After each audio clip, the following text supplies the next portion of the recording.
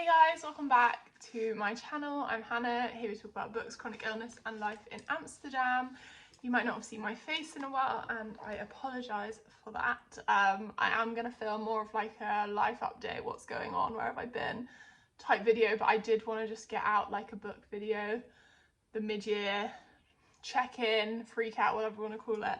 Just to chat really about books because it's been a while. I have not been reading that much honestly since the last time you saw me, and a lot of not that good things, but I did want to check in, give some recommendations, have a good natter because I just felt like it for the first time in a few months, or have had the physical energy and been in manageable amounts of pain to be able to talk to you guys. But I also broke my microphone, so when I was doing something else for a completely different work project, so sorry if the sound's not as good as usual, but I did order a new one and then it came and it wasn't for iPhone. So without further ado, I'm going to use the questions as the basis from the mid-year freakout tag, which lots of people do, but I never really stick to them that strongly, and I definitely don't only have one book for each answer, so let's just consider this a bit of a mid-year check-in. Like I say, I feel like my reading year's been okay so far. I think I've read like 65, 66 books, which is, yeah, if I keep that up, it would be about 120-ish for the year, which is not bad for me, but I do think I haven't felt like I've read some really excellent books, but I haven't felt like I've been on a roll with excellent books. You know, when you just read bang after bang after bang and you're like, I'm in my groove, I'm getting it, everything's great. My friend's having that right now. And I'm really jealous of her. So I feel like I haven't really had that. I definitely haven't, particularly in the last 3 months, like, which I'll let myself off the hook. Like, I've been very unwell and reading has sort of been deprioritized, but I've definitely lost the habit of it in some ways. And I've just found myself scrolling or like mindlessly watching TV. And like, obviously that does take less physical energy, I think, than reading. But there are times when I think like, oh, I could just read a couple of pages on my Kobo lying down in the dark, but instead I'll just like play a game on my phone, you know, and I feel like I've lost a bit of that knack. So I'm looking forward to summer holiday and reading alongside my mum. That always inspires me because she can sit for like 4 hours straight and not look at her phone if she's not working. And yeah, I think I need a bit more of that like motivation or discipline. And I think part of that's like not having books I really feel like reading. The last like 2 and a bit months since you last saw me, and even when I think in my last video I was mostly reading on my Kobo, so then my choices are limited by like either stuff on NetGalley, stuff that I've actually lost my library. I was like hooked up to my library, old UK library on my Kobo, but I've lost that now. So I can just do NetGalley, or I can like buy Kobo books, but then I don't buy stuff that's like a tenner. I only buy stuff that's like cheap, so then I'm just like searching through stuff that I'm like, all right, I'll read that, you know. So I think that's part of it as well. But now, just this week, I started a physical book for the first time in so long, and that feels really good. So without further ado, the best books I've read this year so far, 2 of them are definitely like the vibe I'm looking for. It's Greta and Valdin and Evenings and Weekends. Both these books are like family saga quid. Like, they're very sort of non-nuclear focused, really looking at the lives. Greta and Valdin is set in New Zealand, in Auckland, and it follows the lives of like 2 siblings. They're like in and out of academia, both struggling with their mental health and with their ability to like, you know, leave the cocoon and be a fully fledged adult. And they have sort of various dating escapades and a lot of different complicated family relationships. But at the heart of this book is like so much joy and so much warmth, I guess, in this family dynamic. It's really, there was something very comforting about watching this family like work through their points of difference. And yeah, I don't know, this, and it's so funny, it's so witty, sort of like offhandedly so. It's it's the perfect book for a weekend in bed. It's the perfect book for a long flight. It's the perfect book for a holiday. Like, there's no circumstance where I cannot recommend you this book. Like, it's just so good, so easy to read, so effortless, but smart, layered, complex in places. It just felt like it's just my ideal literary fiction, young, dynamic kind of writer that I love, that I admire. So that's Greta and Valdin. And then Evenings and Weekends by, can't remember the author's name now, but you'll recognise the cover. I feel like it's getting quite a lot of traction. I listened to this on audio actually. I loved the audio. This is set on like a sweltering summer London heatwave weekend, which I love a book set in a heatwave. I love a book with a real short time span to it, and I love a book set in London sometimes, especially now I live abroad. And this follows various, it's more like a friendship group, but they are all connected between different family dynamics, like family friends, or someone's brother is dating this person whose sister is this person's best friend. Like, it's a bit more of a convoluted web, but the structure of the book feels very much family saga-esque, like following a lot of those literary devices that we see. Anyway, yeah, it's set in London, and we follow various like individuals and then a couple at the centre who found out they're pregnant, Maggie and I forget his name now. So problem with listening to stuff on audio, I feel like I pay less attention to the names because you're associating it more with the voices.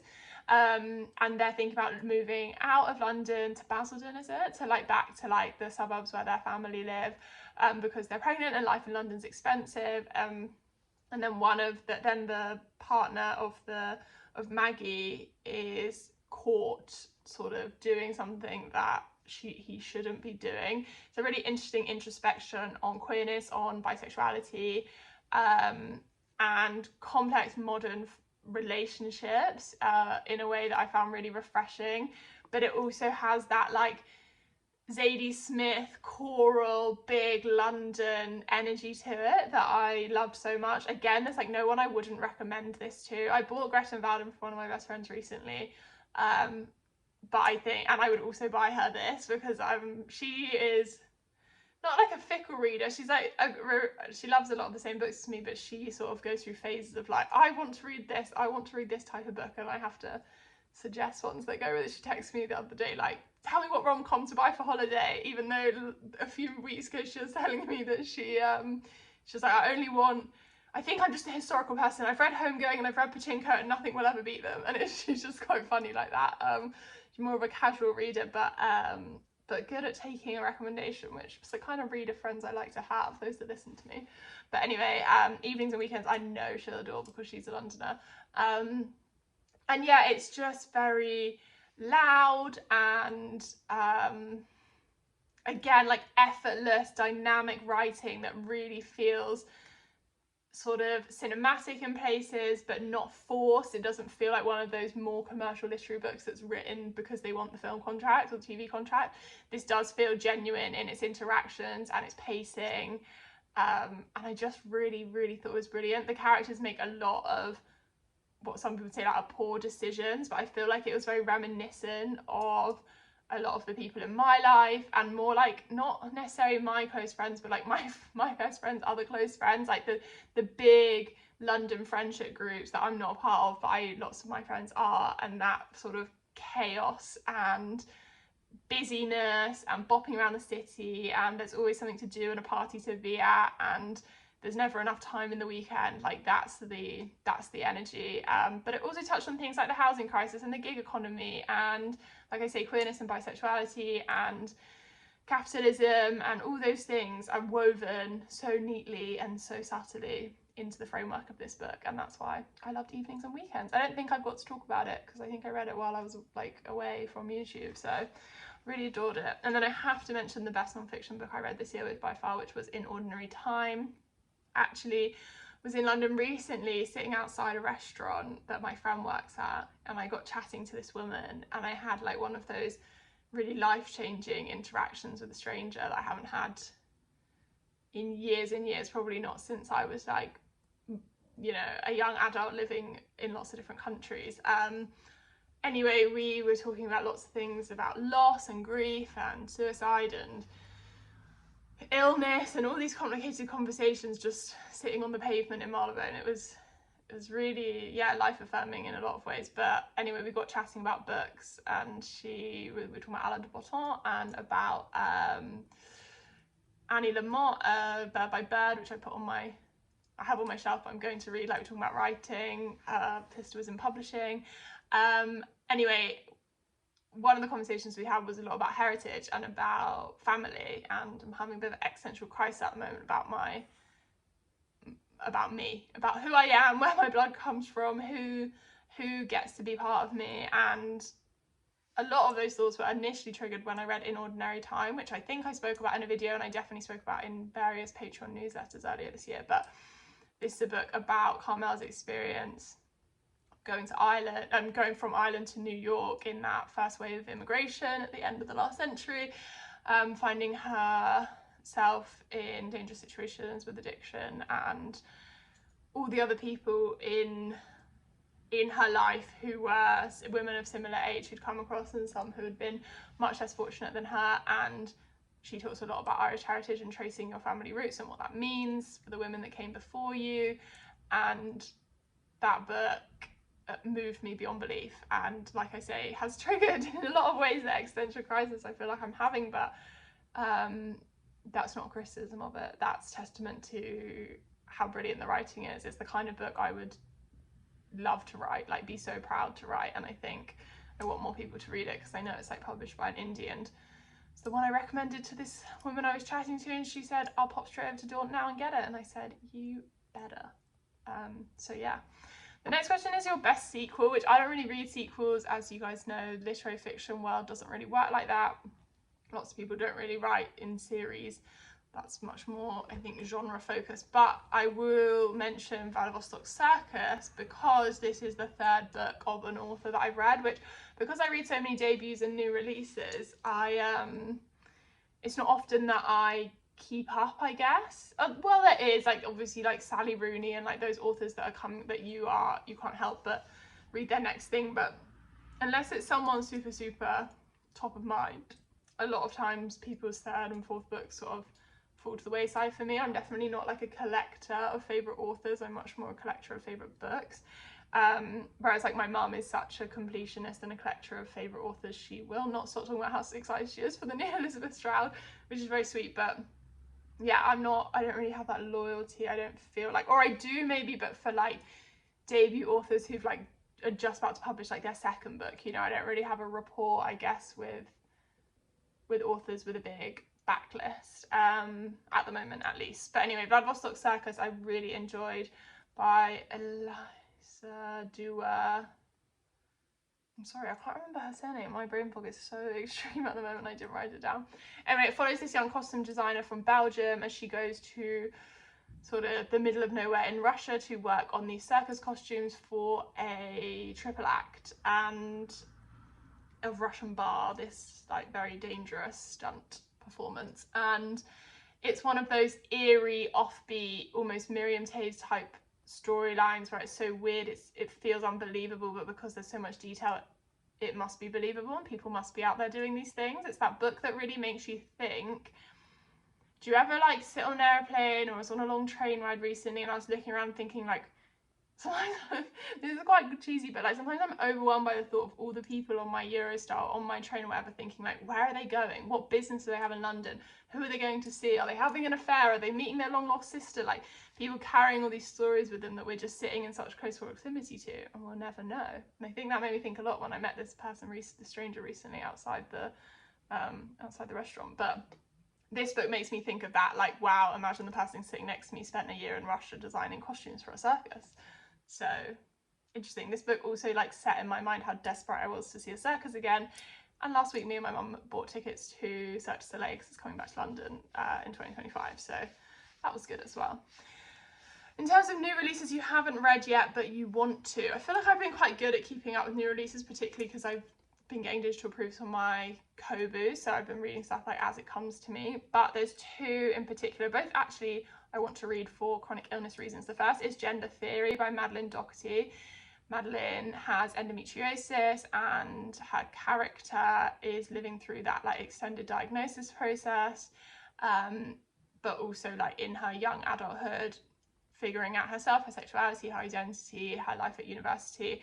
And this just sounds like one I would really love, and it's not out of no fault of my own have I not been able to read it, because I haven't found it in any bookshops here, and when I was back in the UK recently I also couldn't find it there, so I'm waiting patiently. Perhaps it's one I just need to like order on Waterstones and get my mum to bring to me. But that one, and then also Blue Sisters by Coco Mellors, which I wasn't interested in reading at all. Like Cleopatra and Frankenstein was fine, but it definitely wasn't a book that made me think like I have to read everything Mellors writes.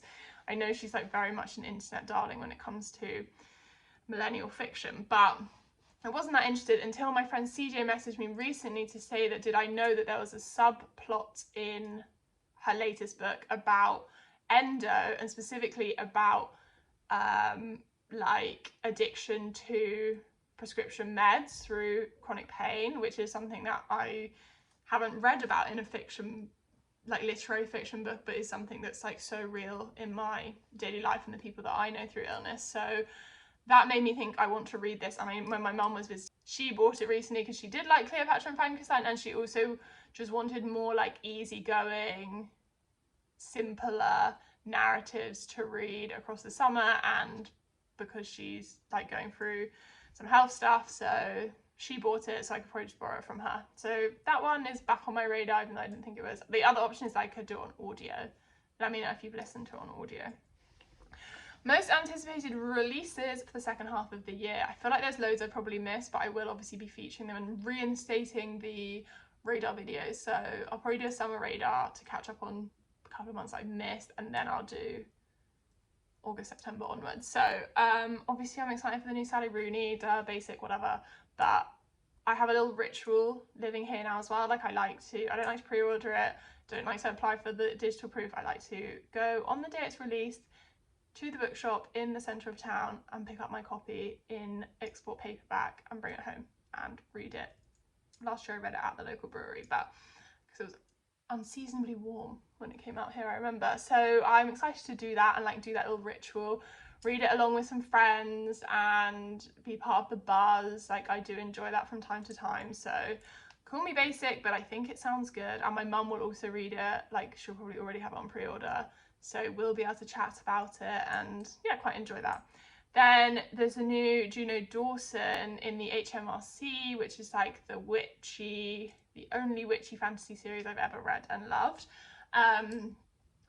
which I'm really excited to. I do those exclusively on audio because they're always read by Nicola Coughlan from Derry Girls and Bridgerton fame now, and they're about sort of different, not cults, occult groups in the north. And it was funny, when I was on a train a couple of weeks ago, I passed on the train Hebton Bridge, which is where a lot of Juno Dawson's series is set, and I was like, oh my god, shout out, wonder what the witches are up to.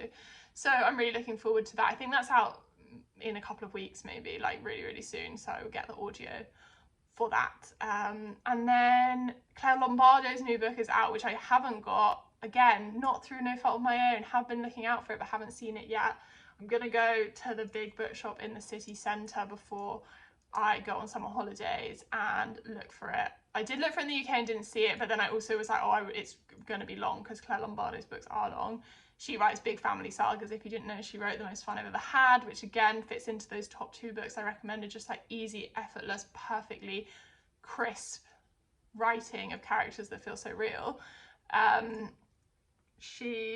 Her new book, I don't even know what it's about. I don't want to know. I just want to buy it and read it. But anyway, if I buy it here, then I'll get an export paperback copy, which would do better for me, especially right now. My hands are very fucked, so would be good. And I'm really looking forward to it. And that'll probably be my I don't know if I'm going to read it on summer holiday or if I'm going to wait till I get home and read it in bed when I'm recovering for the weekend from travel. So who's to say? Biggest disappointment. Ooh, there's a lot. Green Dot, which I think I ranted about only on Instagram. I can't remember if I ranted about on here. It was one of those hip, new, trendy, everyone must read it books that everyone was talking about, and I fucking hated it. I hated it more so because it was hyped as this anti-capitalist, anti-girl boss novel, but I thought the character was insufferable, so annoying. I can't explain to you. And also just I didn't find the narrative in any way inventive, socialist, anti-workism. It just felt like you'd all be better off reading David Graeber, so I hated it. Then I read Cult Classic by Sloane Crosley, which I do remember complaining about. I just thought that didn't really amount to anything. The concept of the cult in it, the romance cult, was so half-baked. It almost wanted to be ironic, but it didn't quite get there, so then it just landed completely flat. And then one I don't think I have spoken about, because I listened to an audio fairly recently, is The Age of Magical Overthinking, the new book from Amanda, what's her name, who wrote Cold-ish, which is a great book. And I've heard most people who've read this kind of slate it, and I would concur. It felt like it had no cohesive theming, a collection of not even essays, just like thoughts. It really felt like she didn't quite know what the thesis of the book was and where she wanted it to land. It went from sort of naming random studies about internal bias to talking about different marketing tactics, and yeah, it was just very muddled, very much style over substance, sick cover, nothing else to it, so would avoid. My biggest surprises, Experience by Kate Young, I loved. This is a queer rom-com touching on quite tropey, in quite tropey fashion, but I didn't mind because it was a beautiful, like, women love woman, queer 30s love story that was just fun and joyful, and it had that real found family element and friendship to it. The characters felt well-rounded and not just placed there for the sake of the romance. It did obviously all tie up in a neat bow, as rom-coms do, but yeah, this was really, really fun, and like it really was a joy to read over a couple of days, and I really recommend it if you're looking for something. Maybe you read more romance than I do anyway, or if you're just looking to like switch up and switch off your brain. Experience was really great. And then Something About Her by Clementine Taylor I read a few months ago, and that was again a queer women love women romance, much more literary and less sort of like explicit, I guess is the right word. But it follows two young women who meet at the University of Edinburgh, trace back their different family backgrounds. One comes from like a very stoic Irish religious family, other one comes from like a very centrist dad guardian London family. How they meet and sort of infatuation between each other, and how their different familial upbringings impacts their sort of selfhood and their ability to accept their sexuality. But yeah, I really loved this one. It was very gentle and soft and sad, but yeah, I don't know, this one really it surprised me because I hadn't really heard of it, and my mum bought it on a trip, and so I was like, oh, I'll read it, and she was like, this is so good. So yeah, it was also really quick to read. Like I read it in a day. It's the fonts in the hardback copy we had, the font's really big and the page, it's like quite a small book. So yes, I really enjoyed that one. Favourite new author can be a debut or new to you. I would say Private Rights by Julia Armfield definitely like cemented my love for Armfield I will say, like, to caveat, in the genre of like cli-fi, climate fiction. Like I haven't read her short stories, and I don't know if I will. Like they don't super appeal to me. If you've read them, let me know. But this and Our Wives Under the Sea, which did I read that last year? Yeah, I think so. Just checking I haven't missed it off my favourite books.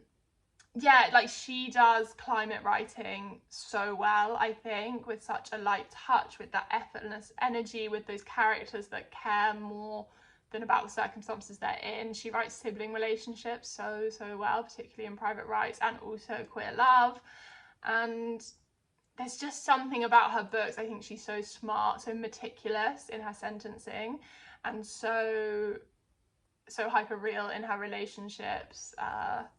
Yeah, she's definitely cemented as a favourite of mine. And then I read Blessings by Chiwubuka Ibe. This is a devastating novel about queerness in West Africa. It follows a young boy who is caught with, is it the gardener's son or the housekeeper's son, and is sent away to a religious boarding school. His writing is so gentle but so fierce. Like the scenes are so quiet most of the time. It's a very quiet novel, but it's so devastating in places, and it really lets the tone and the feelings and the emotions set the scene without it being sort of ostentatious in its way of talking about these this devastation. It's a very violent book through that silence. Like it's not violence on the page, but this violence of denial of self and of deep-rooted homophobia and all those things. It just feels so intense to read, and I think I will pick up whatever they put out next, because they had such an art of sort of transferring that emotion onto me as a reader that just really, you know, knocked me for six. And then my newest favourite character, I don't have any single characters, but I have like some pairings, and it's more so their interactions that brought me so much joy. So I recently read Whoever You Are, Honey by Olivia Gatwood, which I didn't really like in the end. I thought like I don't want to spoil it, but basically like how it ends I thought was really silly. But anyway, Bethel and Mitty, who are, Mitty's like a young person, like a young, maybe she's not young, maybe she's like in her 30s, and Bethel's like pushing 70, and they're like quite an odd, long-standing friendship. They're not related, but they live together in this sort of dilapidated house in San Diego, no, outside of San Francisco, like where all the tech bros are buying, but they have like the one odd house on the beachfront, and they are just so funny together. I love a sort of semi-dysfunctional but very loving age gap pair. Do you know what I mean? Like they're not family. It's kind of like in America Is Not the Heart. I love the relationship between Hero and the young cousin, because it's like it's more of an unusual relationship to spotlight in a novel. It's not like a mother-daughter or best friends or romance. It's like these sort of more, I don't know, they're like a bit of a step back from what we think about when we think about like relationships in that sense in fiction. So I loved Bethel and Mitty. I thought they were so funny together, and sort of they had these quirks about the way that they had learnt to cohabit as not family but essentially family. And then also Erin and Declan from Lazy City by Rachel Connolly, which is like a book that I wouldn't have like said, oh, that's the best book I read this year, but it is a book I think about often. It's set in Northern Ireland, and it follows Erin who is like returning from university after a tragedy, and is trying to like settle back into life, and she ends up working like as an au pair for a family friend and gets into sort of all these sort of complicated situations basically. And her best friend Declan, they were really funny together, gave each other shit, and a very realistic young 20s relationship of friendship that I thought was really, really clever and really sort of hyper realistic. Okay, books that made me cry. I have not been seeking out many books that I want to make me cry this year, particularly in the last few months. I've actually like DNF'd a few books. I thought like this is gonna be too sad for me. But Seek You, A Journey Through American Loneliness is a graphic, I wouldn't even call it a graphic memoir, it's more like a graphic, so I'm so confused why these children are walking down the street with their swimming caps already on. That is really weird. It's like a graphic non-fiction book tracing the history of loneliness, the sort of psychological understanding of loneliness in the past and where they come to now, the nuclear family, friendship, and it just like hit me at a time when I was feeling especially lonely and especially sort of like an island by myself, or Tom and I on an island by ourselves, and it really, I don't know, just like gave me a frog in my throat, you know. And I was reading it late at night, I couldn't sleep, I was very unwell, which was why I picked it up in the first place, because it was like graphic imagery. And yeah, it like made my heart hurt, mostly more thinking about like all the other people in the world who are also feeling lonely in that moment. It was like a really surreal feeling of like, isn't it ironic that I'm reading this book about loneliness and there's so many other people that are alone in their houses right now probably feeling lonely too. I don't know, it was just an odd timing that made me feel like that. And then I don't know if I cried while reading Body Friend by Catherine Brown, but I definitely cried in the aftermath, and also when I tried to write a review of it. This is a book about chronic illness. I think I spoke about it when it came out, and I made like an audio review of it on my Instagram. You can go back and see. And I think that was just about it being so close to home, about chronic pain and illness and living in a body that doesn't feel like your own. So yeah. But then books that made me happy, I would re-reference from further back in the video, Experience by Kate Young. That definitely brought me a lot of joy. And then also the By the River collection by Daunt Books. Daunt Books published these different essay collections centered around a central theme normally like related to geography, so like they've done one on kitchens and gardens and rivers and seas and ponds, and the most recent one on rivers really brought me a lot of joy. Like, read it over one afternoon, and to like read all these different essays, it's an anthology of different voices, and to read essays by people who I've read that other writing of. My friend Rebecca has an essay in there, so it felt like really comforting and impressive and definitely made me happy. And then the books I want to read by the end, that I don't need to do anything, but books to read by the end of the year, definitely the books on my fucking bookshelf, because I'm really trying to buy less. I did another big clear out on my TBR. Is like a lot more manageable now, and I've like really was honest with myself, like, I bought this book across 3 different apartments in 2 different countries. Are you going to read it? No, goodbye. No sunken cost fallacy here. But I really want to read Wandering Stars by Tommy Orange. I did start it once, and the font was really tiny. I have the proof copy, and it was like, it's like the first half is very historical, and I couldn't get into it. But I want to try again, because Tom said it's like definitely a book of 2 halves. So that's on my list. I recently did buy Enter Ghost by Isabel Hamad, because I was going to borrow my friend's copy. She's now moved, and also I saw the paperback in the bookshop. This was probably like 2 months ago I bought it, but again, I wasn't looking, and I'm not looking to feel extremely sad, and I know that book's going to be a really intense read, so I do want to read it though, for obvious reasons. And then Breaststrokes, the second book by my friend Margot, which I'm really excited to read. She is so brilliant, and I know I'm going to love it. I think I'm going to take it on my summer holiday, so me and my mum can read it, because we read Yellow Kitchen when it came out a couple of years ago, together on holiday as well, so I know that will be a good one. And finally, the only one on this list that I don't own that I will go out and buy, again, haven't been able to find it yet, is the new collection of By Disability Visibility by Alice Wong, edited. It's called Disability Intimacy, on care, caregiving, romance, love, all the things I love to write and think about. So hopefully that will, I don't think it's published even in the UK yet, but hopefully when it does pop up, I will be able to acquire a copy of it. So that's everything I have for you in terms of a reading overview of the year so far. Love to hear what your best books are. Tell me what your most disappointing books of the year are, and things that are coming out that you want to read. Are you going to join the Sally Rooney hype? Are you a Claire Lombardo head like me? I would love to hear from you. And like I say, I will do a proper catch-up video with current reads and life updates soon. Until then, happy reading, and I'll see you next time.